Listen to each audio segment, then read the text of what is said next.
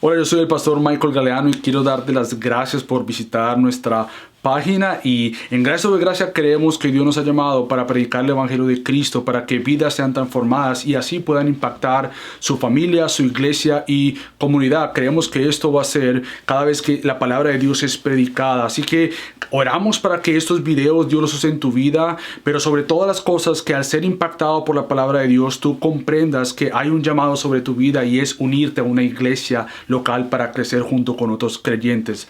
Así que si tú vives en el sur de la Florida y no asistes a una iglesia, queremos invitarte. Ven, únete a Gracia sobre Gracia para juntos crecer y ser más como Cristo. Y si no vives en el sur de la Florida, encuentra una iglesia donde la palabra de Dios sea predicada, porque es la única manera que seamos transformados. Así que gracias nuevamente por visitarnos y espero que Dios use este recurso en tu vida.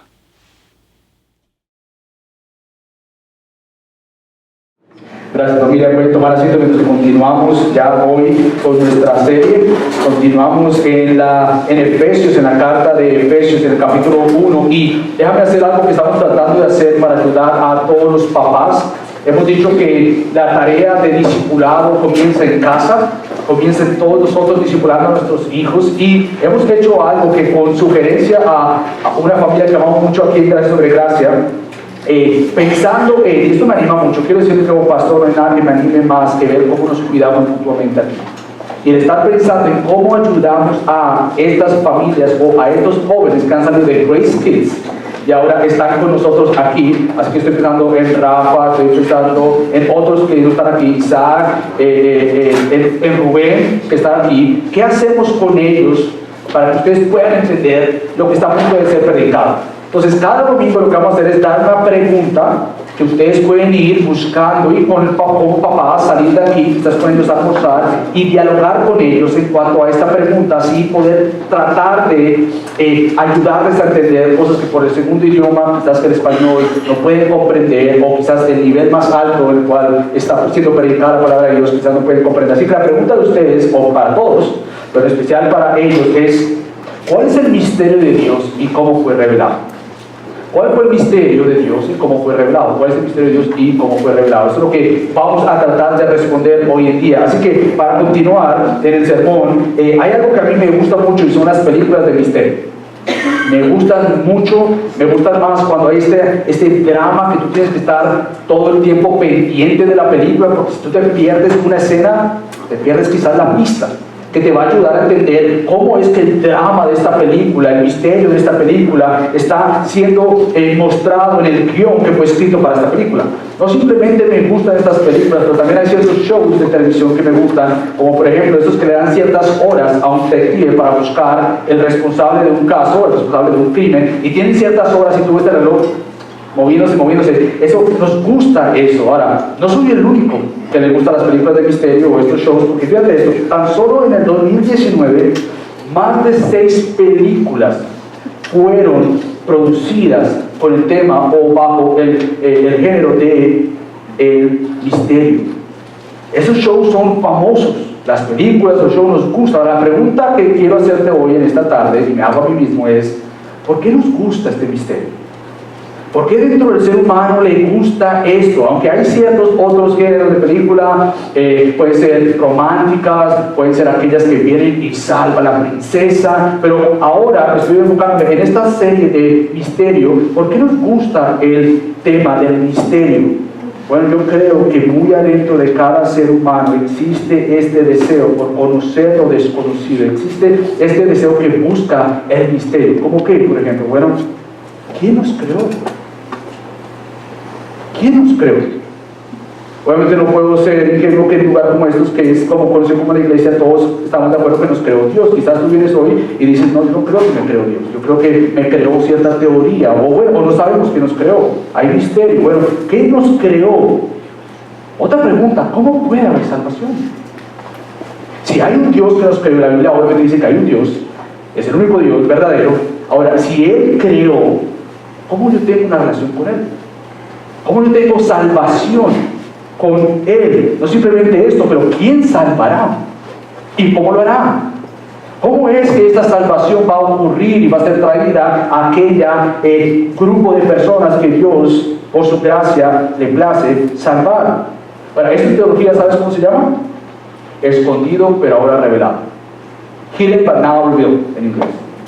Cuando tú vas y buscas teología de lo escondido y ahora revelado, es una teología bíblica, es una teología que busca ver cómo la palabra de Dios muestra el misterio, específicamente el misterio que vamos a ver hoy en día, cómo es que Dios mostró este plan salvífico de traer salvación. Y continuando con esta serie de quiénes somos, hoy vamos a entrar en unos versículos donde Pablo va a empezar este tema que a él le gusta tanto. Yo creo que uno de los autores del Nuevo Testamento que más le agrada el escondido pero ahora revelado es del apóstol Pablo. Y vamos a ver cómo este misterio de Dios ha sido revelado y para qué es que ha sido revelado. Así que vayamos a Efesios capítulo 1 y vamos a enfocarnos hoy en los versículos del 7 al 14, pero por tratar de entender todo lo que hemos visto hasta ahora, déjame comenzar con el versículo 1. Cuando Pablo comienza dirigiéndose a esta iglesia que está en Éfeso, y él comienza diciendo: Pablo, apóstol de Cristo Jesús por la voluntad de Dios, a los santos que están en Éfeso y que son fieles en Cristo Jesús. Gracias a vosotros y paz de parte de nuestro Dios, nuestro Padre y del Señor Jesucristo. Bendito sea el Dios y Padre de nuestro Señor Jesucristo, que nos ha bendecido con toda bendición en los lugares celestiales en Cristo. Y más adelante el versículo 4 dice: según nos escogió en Él antes de la fundación del mundo. ¿Para qué? Para que fuéramos santos y sin mancha delante de Él. En amor nos predestinó para adopción como hijos para sí, mediante Jesucristo. Y desde el versículo 5, conforme al beneplácito de su voluntad. ¿Y para qué es que Dios hace todo esto? Para la alabanza de la gloria de su gracia que gratuitamente ha impartido sobre nosotros en el amado. En Él, dice el versículo 7, en Él, es decir, en Cristo, tenemos redención mediante su sangre. Y en el versículo 7 dice: el perdón de nuestros pecados según las riquezas de su gracia que ha hecho abundar para con nosotros. Y aquí donde viene el tema de hoy: en toda sabiduría y discernimiento nos dio a conocer el misterio de su voluntad, según el beneplácito que Él se propuso en Él. Con miras, dice Pablo en el versículo 10, con miras a una buena administración en el cumplimiento de los tiempos. Es decir, reunir todas las cosas en Cristo, tanto las que están en el cielo como las que están en la tierra. Y dice: también en Él hemos obtenido herencia, habiendo sido predestinados, el versículo 11, según el propósito de aquel que obra todas las cosas conforme, me encanta esto, al consejo de su voluntad, a fin de que nosotros, que fuimos los primeros en esperar en Cristo, seamos para alabanza de su gloria. En Él también vosotros, después de escuchar el mensaje de la verdad, y Pablo aclara, el evangelio de vuestra salvación, no simplemente haberlo escuchado, pero el versículo 13 dice: y habiendo creído, fuiste sellados en Él. ¿Con qué? Con el Espíritu Santo de la promesa. Y último versículo 14 dice: que nos es dado como garantía de nuestra herencia, con miras a la redención de la posesión adquirida de Dios para alabanza de su gloria. Hoy terminamos con lo que comenzamos la semana pasada, y es que del versículo 3 al versículo 14 es Pablo cantando. Él invita a cantar este himno, por decirlo así, esta canción a este Dios tan precioso y tan soberano. Así que hoy lo que vamos a ver en 4 puntos es este misterio de Dios, cómo es que ha sido revelado. Lo primero que vamos a ver es la persona del misterio, a quién se refiere con este misterio, la persona del misterio. Segundo, vamos a ver si hay una persona que muestra cuál es el misterio. Lo otro que vamos a ver es el propósito del misterio. ¿Por qué este misterio? ¿Para qué de este misterio?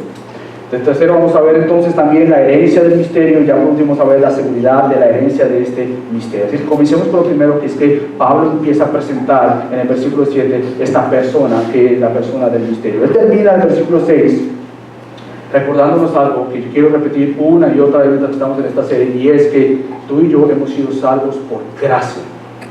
Tú y yo hemos sido salvos por gracia, y esto es para la alabanza de la gloria del Señor. Gratuitamente, Pablo termina el versículo 6 diciendo que Él nos ha escogido desde antes de la fundación del mundo. Él nos ha escogido, Él nos ha predestinado con el propósito para llegar a ser sus hijos, pero todo esto, de principio a fin, es para la gloria de Dios. Él comienza una y otra vez, y vamos a ver más adelante cómo Él aclara una y otra vez que todo esto es por Dios, para Dios únicamente. Ahora, ¿por qué comenzar de esta manera? Que todo se debe a Cristo. Hay algo que suele pasar, y a mí me pasó, y yo creo que no nos pasa aquí, y es cuando tú empiezas a descubrir la enseñanza bíblica, el peso de lo que la Biblia enseña en cuanto a lo que Dios ha hecho desde la eternidad, es obrar su plan, en salvar, en escoger, en predestinar. Tristemente, muy seguido pasa cuando tú empiezas a entender, todos nosotros, o por lo menos me pasa a mí, el corazón se hace bien pequeño y la mente se hace bien grande. Y comenzamos a jactarnos de lo que conocemos. Comienza esta mente a decir, wow, Dios me escogió y yo entiendo esto, Dios me predestinó para Él. Y comenzamos a hablar más de las palabras o los conceptos teológicos y el corazón se hace más pequeño. Pero otra vez Pablo no quiere que eso pase. Y la Biblia no quiere que esto pase. Por eso yo creo que Pablo una otra vez da a entender que todo ha sido por Cristo. Todo se da a Cristo, porque fíjate esto, Pablo dice, escogidos en Cristo, predestinados por medio de Cristo, y la gracia que ha sido derramada sobre nosotros, Él no deja eso como al azar, o que tú llenes el blanco y pon tu nombre ahí. No, la gracia que tú y yo disfrutamos ha sido derramada en nosotros en el amado. Predestinados en Cristo, o por medio de Cristo, escogidos en Cristo, y Él dice entonces que ahora todo esto es para Cristo. Versículo 6, entonces Pablo dice, vemos el amor de Dios por el amado y el amor de Dios para con nosotros en el amado. Entonces no hay de qué jactarnos nosotros. Que Dios guarde nuestros corazones como iglesia mientras que vamos profundizando las Escrituras en jactarnos en cuánto conocemos y jactarnos a quién conocemos por gracia. Entonces Pablo nuevamente él empieza a hablar de esta gracia inmerecida que hemos recibido, porque todo es para alabanza de la gloria de Dios en el amado. Por eso es que el llamado para gracia sobre gracia es un llamado a ser gente humilde. Es un llamado a ser personas que, por más que Dios nos ha dado el privilegio de poder apartar este tiempo durante la semana para sentarnos y aprender la palabra de Dios y durante toda la semana convivir juntos, que eso no haga de gracia sobre gracia una iglesia que se jacta en cuanto conoce, en vez de jactarse, que conoce por gracia a Dios misericordioso y lleno de amor. Entonces, el llamado de Pablo, el llamado para nosotros es, seamos personas de gracia, con un corazón tan grande y humilde, que sí sea apasionado por el Dios que conoce. Que sea tan apasionado por el Dios que conoce, que no pueda detener de contar a otros lugares de este Dios enorme que Pablo quiere que proclamemos y que conozcamos. Entonces, cuando Pablo comienza, en el versículo 6 termina, con estas bendiciones que hemos tenido, hemos recibido, hemos sido escogidos desde antes de la fundación del mundo, hemos sido predestinados para adopción, pero la pregunta que ahora nos hacemos es, ¿cómo fueron estas bendiciones logradas? Si tú te pones a pensar, ¿Él me escogió a mí? Sí, Él te escogió a ti. ¿Él me predestinó a mí para llegar y ser apartado para Él? Sí. ¿Él te adoptó en el amado? Sí. ¿Él te dio gracia por medio de Cristo? Sí. Pero ¿cómo fue todo esto logrado? ¿Cómo es posible que Dios permita que algo así suceda? Ese es el misterio. Esa es la tensión que la Biblia muestra. Todos los libros, los 66 libros de la Biblia, muestran este relato, esta historia que trata de resolver el misterio más grandioso y precioso que existe. Y es, ¿cómo Dios trajo salvación? ¿Cómo es posible que Dios traiga salvación? Todos los libros de Génesis y Apocalipsis muestran la historia y va revelando poco a poco cómo fue posible que Dios trajo salvación, cómo fue posible que Dios logró que sus elegidos y predestinados llegaran a ser adoptados. ¿Cómo es posible que esto haya sucedido? Porque sabes, hay una gran diferencia entre planear y lograr lo planeado. Dios no simplemente planeó tu salvación, Él logró tu salvación.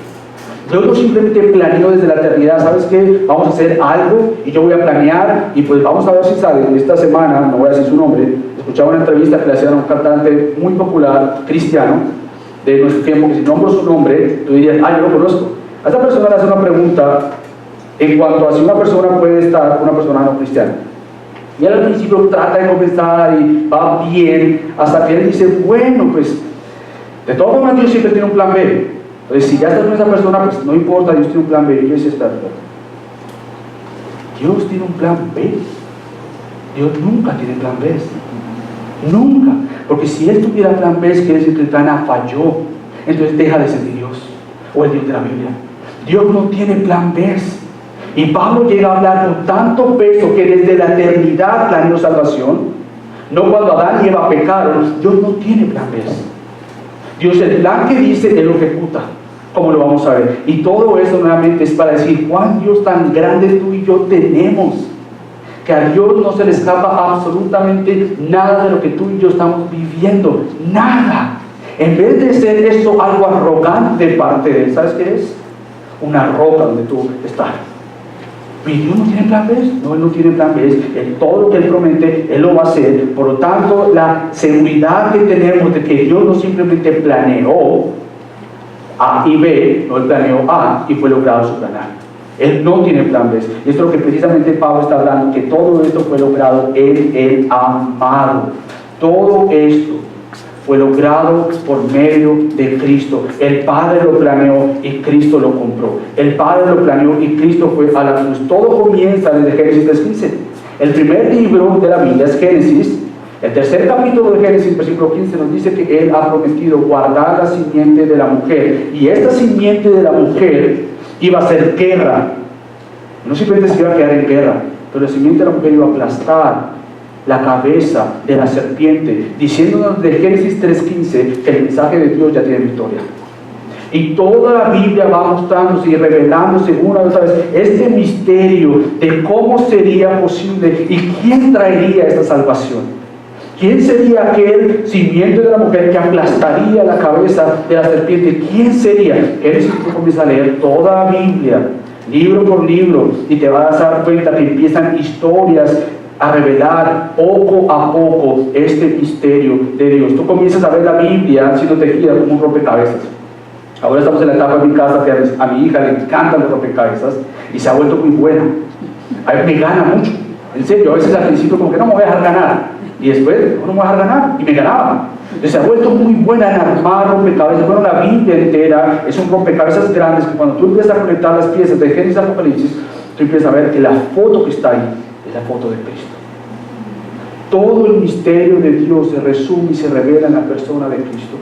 Todo apunta a Él. La victoria sería posible por el Hijo que ha revelado la victoria y el misterio de Dios. Dios prometió victoria, la escondió por un tiempo hasta, ¿sabes qué? Hasta que llegara el cumplimiento del tiempo, cuando el Hijo de Dios vendría y se encarnaría o vendría y sería hombre entre nosotros y habitaría entre nosotros. Cuando Cristo llegó, aquellos que sabían la Biblia dijeron, este es el que hemos estado esperando. Este es aquel que Dios había estado anunciando desde los principios. Él es aquel que Dios planeó y Él viene a llevar a cabo lo planeado. Ahora, todo esto se trata de Dios. Somos una iglesia que quiere hacer un fuerte énfasis en que solo Dios salva. Una iglesia que quiere volver lo que es el peso del púlpito de la palabra de Dios a lo que Dios dice en su palabra. Dios es quien prometió. Dios fue el que escondió por un tiempo hasta que el tiempo llegara perfecto en la persona perfecta de Cristo. Dios reveló el misterio y es por medio de Cristo que Él ha revelado este misterio, el cual hoy tenemos en el amado. Ahora, todo esto para darnos de entrada que cuando Pablo dice en Él tenemos redención. Para nosotros en 2019 la redención suena un poco como aburrido, si somos honestos. Es tan aburrido para nosotros que algunas traducciones han eliminado la palabra redención, porque no se entiende, porque ya está fuera de moda, porque no comprendemos lo que quiere decir. Pero para aquellos que escucharon a Pablo en Éfeso decir en Él, es decir, en el amado, tenemos redención, esos oídos tuvieron que haber escuchado música y un acto de agradecimiento, de decir redención tenemos en Él. Todo lo que hemos estado buscando ha sido buscar redención, y ahora tú me dices que está en alguien que yo no había visto y es en Cristo. Para eso tuvieron que escuchar una nota musical tan preciosa que por eso es que está estos versículos en una forma de Pablo cantar. Otra vez, no te imaginas a Pablo simplemente escribiendo esto, aunque fue una carta que él escribió. No te imaginas ser aburrido escribiendo la redención. No sé si van a entender eso, pero van a ponerlo ahí. No, Pablo sabía el peso de lo que significa redención. Ahora te hago la pregunta: ¿tú sabes qué es redención? ¿Sabes qué quiere decir redención y el por qué Pablo se anima tanto al escuchar esta palabra? Bueno, redención cantada debería ser la primera canción que cantamos. Hay libertad. Redención, esa primera canción que cantamos, hay libertad en Cristo, nos libró de las cadenas del pecado, de la condena que teníamos. Libertad, según un teólogo que estaba leyendo, Horner, dice lo siguiente: involucra la libertad, por eso la canción cantada, de una persona en la forma de un pago hecho por Dios por medio de la muerte de Cristo. Así que déjame tratar de darte esta definición de ese teólogo en palabras más simples. ¿Sabes qué es redención? Libertad. Redención es libertad. Redención es libertad, pero la pregunta que ahora nos tenemos que hacer es: ¿libertad de qué? ¿De qué te ha libertado Dios? ¿De qué es lo que Él te ha traído liberación? ¿De qué es lo que te ha traído libertad por medio de lo que Él hizo? ¿Qué fue lo que te trajo, lo que Él hizo? ¿Y qué significa ser libertado? ¿O de qué es que fuimos rescatados? Pero deja al apóstol Pablo mismo responder, así que voy contigo a Romanos capítulo 6. Y vamos a ver qué es lo que quiere decir Pablo o la Biblia cuando habla de redención, que es libertad. ¿Qué quiere decir esta palabra? Bueno, fíjate lo que dice en el capítulo 6, versículo 22 al 23, dice lo siguiente: pero ahora, habiendo sido libertados del pecado y hechos siervos de Dios, tenéis por vuestro fruto la santificación y como resultado la vida eterna. Y este versículo que muchos conocemos: porque la paga del pecado es muerte, pero la dádiva o el regalo, el don de Dios, el regalo de Dios es vida eterna en Cristo Jesús, Señor nuestro. Ahora, entonces, según Pablo, ¿sabes qué es redención?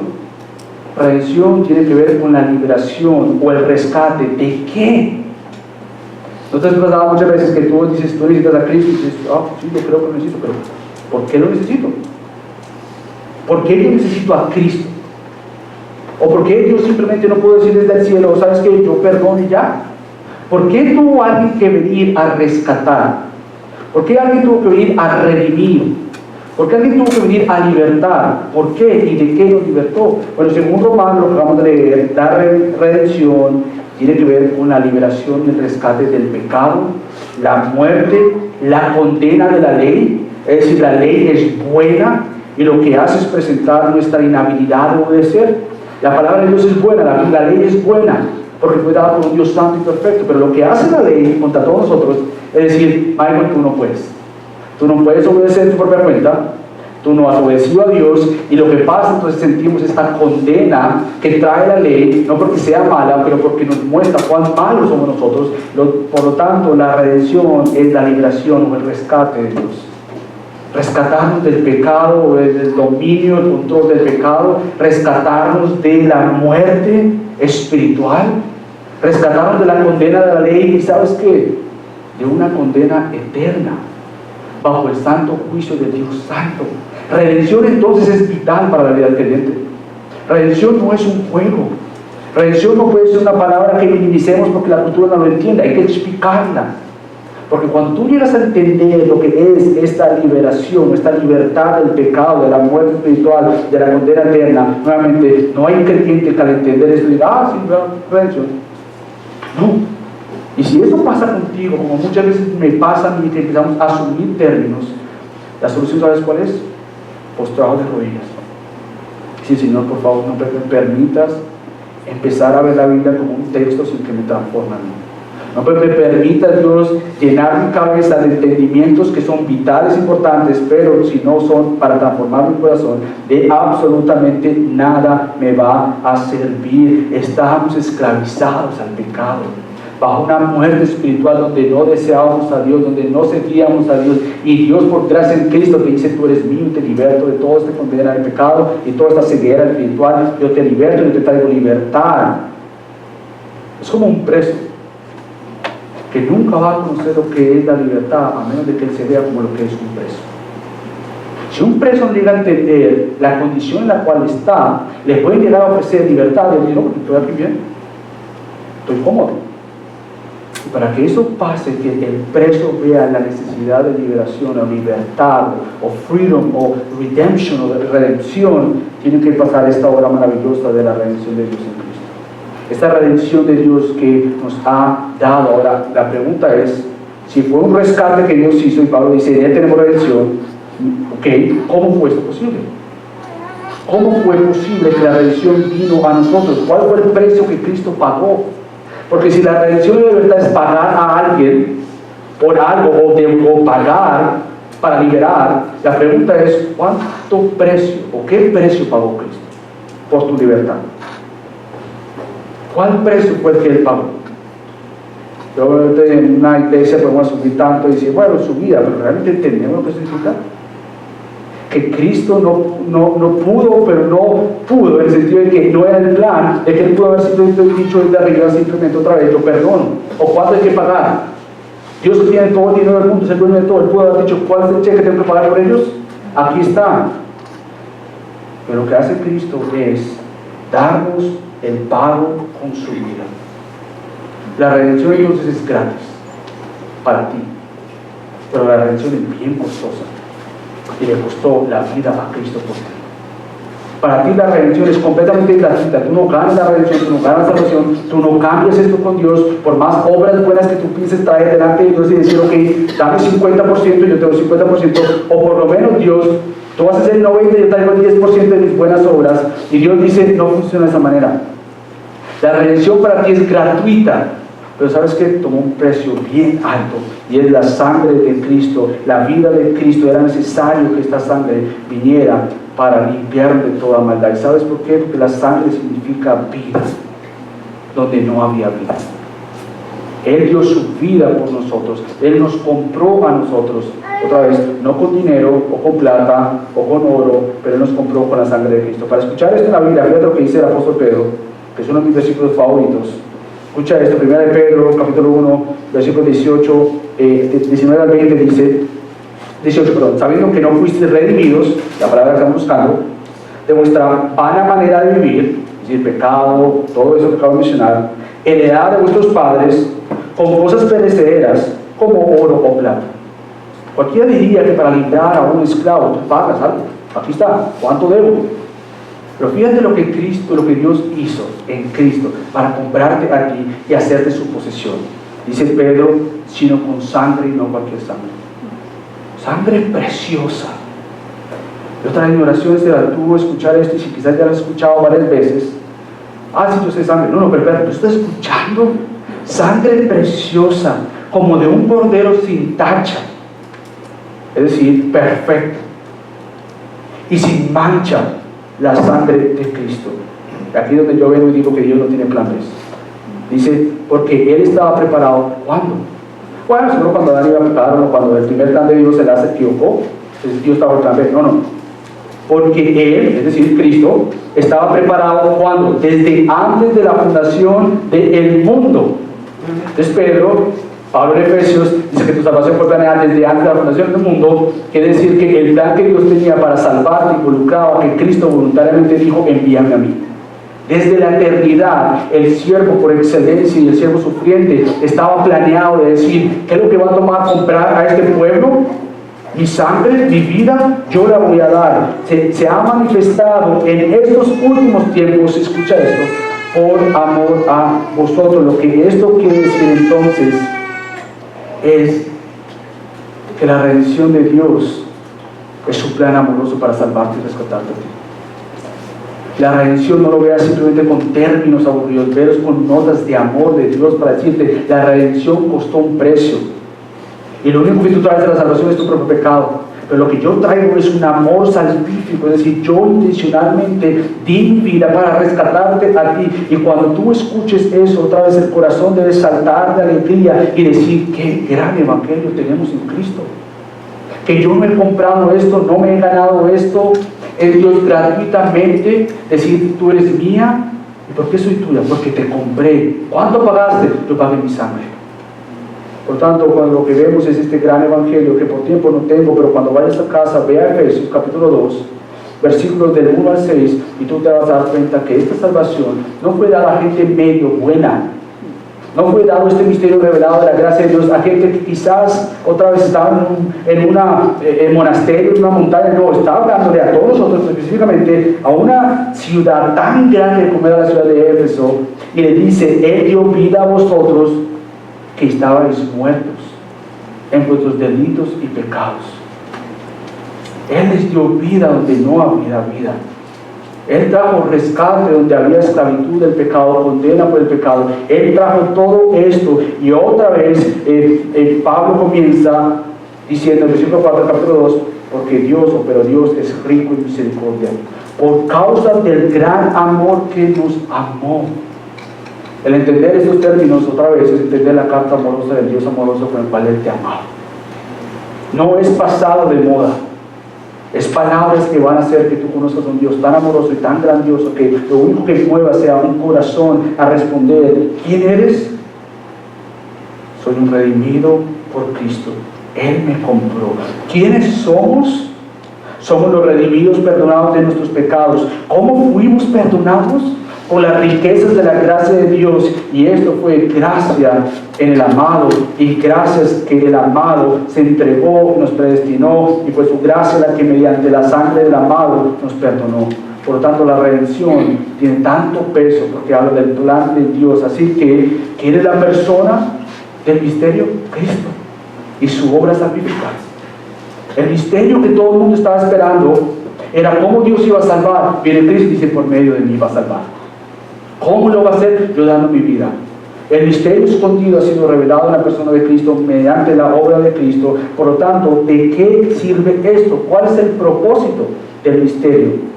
Bueno, el propósito del misterio, lo que vemos aquí, en los versículos del 8 al 10, es ver que todo esto trae el plan de unir todas las cosas en Cristo. Otra vez, la salvación es de Cristo con el propósito de unir todo en Cristo. No podemos llegar a entender todo esto, lo que Dios ha escrito en su palabra, a menos de que vengamos humildemente delante de su autor y decirle: muéstranos más de tu palabra. Muéstranos más de lo que tú has hecho en esta obra redentora, y esto es imposible hacerlo en nuestras propias cuentas, con nuestra propia cuenta. Para yo te voy a decir la verdad, y entender la Biblia no es fácil, comprenderla no es fácil, es imposible si lo hacemos con nuestra propia cuenta. Es imposible tratar de entender la Biblia, tú tratando de ponerte, aunque te tomes una taza de café así, por tu propia cuenta, no la vas a entender. Porque para tú descubrir el misterio de Dios tienes que depender de Dios. Hay muchas preguntas que no van a ser contestadas, de una vez te digo, muchas. Porque el momento en que tú quieres que todo se te responda a ti, aunque la palabra es suficiente para conocerlo a Dios, para salvar, para salvación, hay preguntas que no van a ser reveladas. ¿Sabes por qué? Porque Dios es Dios y tú no eres Dios. Yo no soy Dios. Pero todo lo que Dios nos ha revelado aquí es suficiente para tú deleitarte en Él, conocerlo a Él. Se necesita esta obra del Espíritu Santo. Porque Pablo dice que para los que se pierden, la palabra de la salvación es locura, es necedad, porque tratan de entenderlo con sabiduría humana. Sin embargo, nosotros necesitamos esto mismo, que es el poder del Espíritu Santo, Él obrando en nosotros, esto que solamente Dios puede hacer. Fíjate lo que dice Pablo en 1 Corintios 1:30. Mas por obra suya estáis vosotros en Cristo Jesús, el cual se hizo para nosotros sabiduría de Dios. Necesitamos de esa sabiduría. ¿Para qué? Se hizo sabiduría de Dios, y justificación, y santificación, y redención. Y fíjate lo que yo terminé leyendo la vez pasada. Hoy comienza Pablo diciendo: para que tal como está escrito, el que se gloríe en el Señor. O como Jeremías 9 dice, el que se gloríe, porque esta es una referencia a Jeremías, se gloríe en que conoce al Señor. Nuevamente, lo que Pablo está diciendo aquí, cuando vemos que todo el propósito es que todas las cosas sean unidas, reunidas, todas las cosas en Cristo, tanto las que están en los cielos como están en la tierra, todo tiene el propósito de apuntarnos a Cristo.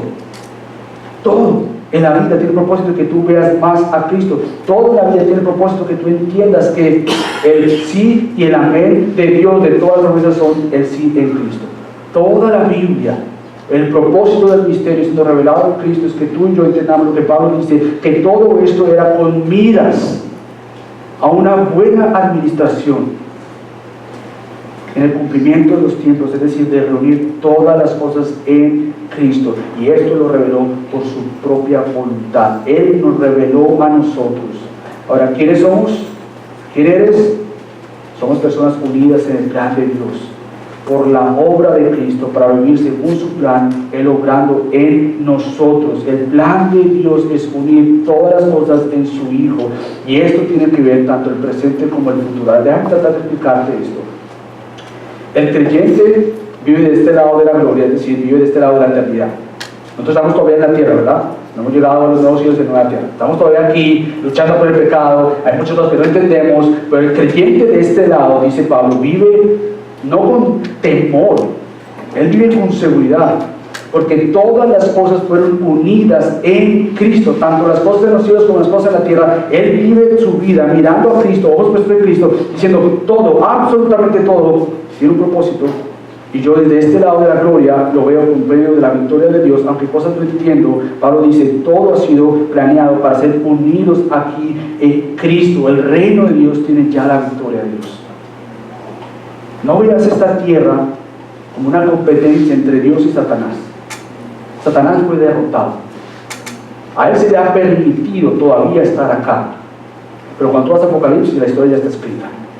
Él ya fue derrotado. Su plan es tratar de mantener a los hijos de Dios cegados de la gloria de Dios. Pero cuando Cristo dice, hágase la luz, esto es 2 Corintios 3 y 4, hágase la luz, Satanás me dice, no se haga la luz. No, él no puede hacer absolutamente nada. Por lo tanto, el disfrutar que todas las cosas han sido unidas en Cristo para el creyente es de descanso. Mi vida tiene un propósito, mi vida está asegurada en las manos del Señor. Mi vida, aunque vivo en un mundo quebrado por el pecado, yo tengo la victoria que está y he sido unido a Cristo. Por tanto, disfruto esta victoria con la esperanza que yo miro hacia el frente. Y van a venir unos nuevos cielos y una nueva tierra donde realmente no habrá pecado, donde no habrá llanto. Viene ese día, dice Pablo, cuando esto lo veremos. Cuando viene ese caballo blanco que viene en Apocalipsis, y viene este Salvador montado ahí con júbilo y con victoria, diciendo la victoria es mía.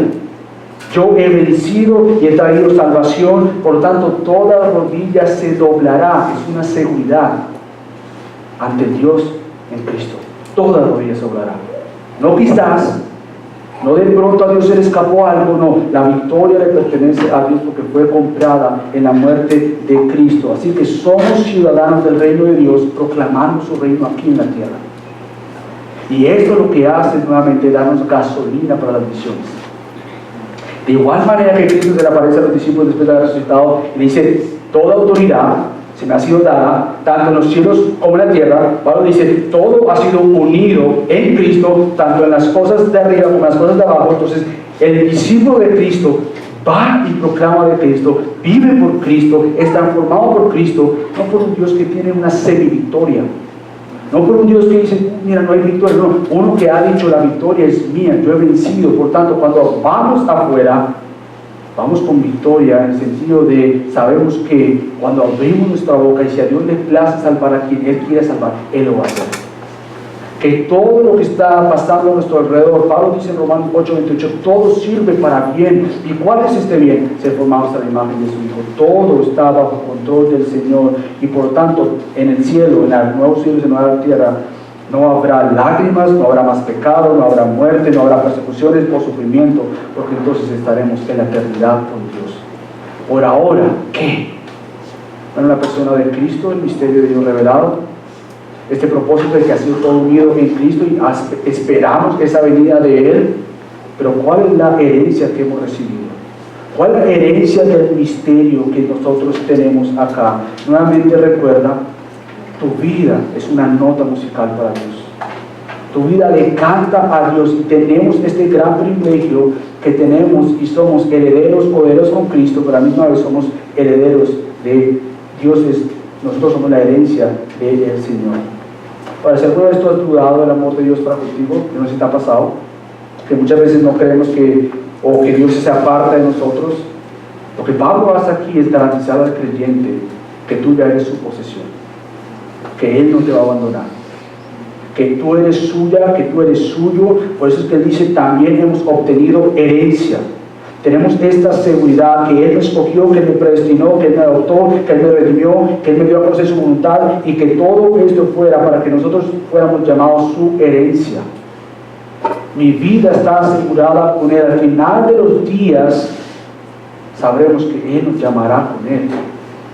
Por eso la salvación, otra vez, es una salvación segura, hay una herencia que es de Dios, y la herencia de Dios no va a ser quitada. La herencia de Dios es tan segura porque Él compró esta salvación. Si en algún momento tú dudas de tu salvación, si no hay frutos, obviamente hay que cuestionarla, pero si tú dudas en algún momento o alguna época que Dios no está para contigo, tú vas y meditas en esto y tú puedes decir, también hemos obtenido herencia, habiendo sido predestinados según el propósito de aquel que obra todas las cosas conforme al consejo de su voluntad. Lo que esto quiere decir nuevamente es que tú eres la herencia de Dios y nada ni nadie te va a arrebatar de sus manos.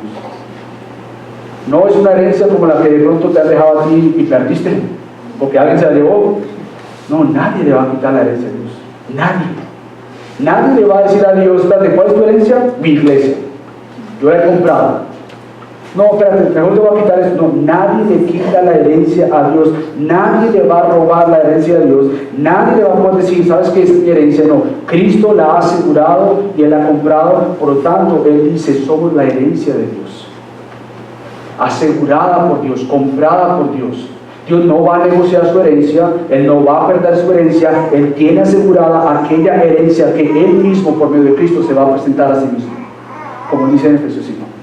Él mismo se va a presentar aquella herencia sin mancha, sin tache, sin arruga, sin ninguna cosa semejante. Y esta es la iglesia que Cristo ha comprado. Por lo tanto, tu salvación es segura como la herencia de Dios. Nadie le quita la salvación de Dios y nadie le quita la herencia a Dios. Por eso es que Pablo puede hablar tan seguro de algo que ya pasó. Tú eres salvo y algo que pasará. Tú seguirás siendo salvo. Tú eres la herencia de Dios y seguirás siendo la herencia de Dios. Y Pablo habla con tanta seguridad del pasado, del presente y del futuro, como lo hace, por ejemplo, brevemente en Romanos capítulo 8. Fíjate cómo él dice con tanta seguridad esto en el versículo 29. Porque a los que de antemano conoció, también los predestinó a ser hechos conforme a la imagen de su Hijo, para que Él sea el primogénito entre muchos hermanos. Y versículo 30, y a los que predestinó, hablando del tiempo eterno, también los llamó, y a los que llamó, a esos también justificó, y a los que justificó, a esos también glorificó. Es decir, también Él los presentará. Él puede hablar de lo que es conocido como esta cadena de oro, de golden chain en teología. Pueden buscar cuál es el golden chain y van a referenciar a este versículo, porque es una cadena que muestra que no hay escape, que nadie se va a perder en los brazos del amado, que nadie va a arrebatar a los hijos que son comprados a alto precio, y es la sangre de Cristo. Es esta seguridad que tenemos. Ahora tú te preguntas si somos la herencia de Dios. ¿Qué me asegura que yo soy parte de la herencia de Dios? ¿Qué me asegura que un día yo seré presentado delante del Padre con gloria, con gozo, y decir, Cristo, este es mi pueblo, el cual yo he comprado con alto precio en mi sangre? ¿Qué me asegura que yo soy parte de esta herencia? Versículos 13 al 14, el Espíritu Santo. Pablo dice ahí mismo en Efesios capítulo 1, en Él también vosotros, después de escuchar, fíjate esto tan importante, yo sé que no hay mucho tiempo, pero déjame una nota que ni siquiera tengo aquí en mis notas. Muchos de ustedes quizás han sido enseñados que es suficiente con escuchar el Evangelio. Escucha el Evangelio, tú escuchaste, ya, tú eres salvo. Fíjate cómo Pablo no quiere que eso se pierda acá. Si tú has escuchado el Evangelio un par de veces, falta algo también. Pablo dice en el versículo 13, en Él también vosotros, después de escuchar el mensaje de la verdad. ¿Qué es el mensaje de la verdad? Pablo aclara el Evangelio. El Evangelio es el mensaje de la verdad. Entonces son iguales. Verdad igual a Evangelio. Evangelio igual a verdad. No hay otra cosa semejante como el Evangelio. No hay otra verdad como el Evangelio. Y después de escuchar este Evangelio de vuestra salvación, y fíjate esto, y habiendo creído, es una acción pasada con implicaciones presentes. Y habiendo creído, es decir, tú creíste, ahora pasó algo. Fuisteis sellados en Él, con el Espíritu Santo de la promesa. En el momento de la salvación, de cuando tú escuchas el Evangelio, es una obra inmediata, obra del Espíritu Santo, que Él hace esa obra de cambiar el corazón duro a un corazón de carne, y el quitar la ceguera espiritual. Al momento en que tú escuchas el Evangelio, tú crees en el Evangelio, si tú lo abrazas y dices, yo quiero a Cristo, me arrepiento de mis pecados y yo sigo a Cristo, tú crees en Él, en esa obra perfecta que Él hizo, dice Pablo, en ese momento es una evidencia que tú has sido sellado con el Espíritu Santo. ¿Y qué significa ser sellado con el Espíritu Santo? En aquel entonces, no sé si te has dado cuenta, por ejemplo, a Moisés, cuando se le dio el anillo al faraón, el sellado tenía autoridad para decir lo que pongo aquí se hace. Bueno, Dios ha dicho, el sello mío de que mi herencia es tan segura es el sello que yo he puesto en tu corazón. ¿Cuál es ese sello? El Espíritu Santo. El Espíritu Santo ha venido y ha sellado verdaderamente el corazón del verdadero creyente. Este creyente que ha sido sellado, que puede preguntarse cuando Pablo habla en Romanos, que mi espíritu testifica con el Espíritu, Abba, Padre, que somos hijos de Dios. Es esa obra del sello del Espíritu Santo que testifica que tú eres suya, que tú eres suyo, que tú eres su posesión, que nada te va a quitar de Él, que tú estás sellada, asegurada con aquel que ha dicho, yo he comprado tu salvación, por tanto tú eres mía, tú eres mío, yo he sellado tu vida. Todo aquel que ha sido sellado por el Espíritu Santo vivirá conforme al Espíritu Santo y no conforme a la carne. Todo aquel que ha dicho, yo he escuchado, he creído, vive para el Evangelio. Y quien se va a asegurar que todo aquel que sea sellado por el Espíritu Santo, viva para el Espíritu Santo, es el Espíritu Santo. Él comienza esta obra en tu vida que se llama la obra santificadora, es hacerte más como Cristo, es revelarte más pecado. No pienses que la obra santificadora es dejar de ver pecado. No, porque eso será en la eternidad. La obra del Espíritu Santo en cada creyente debe ser que tú empieces a observar pecado. Y tú dices, ¿qué es esto? Trabaja con eso, no te acomodes a eso.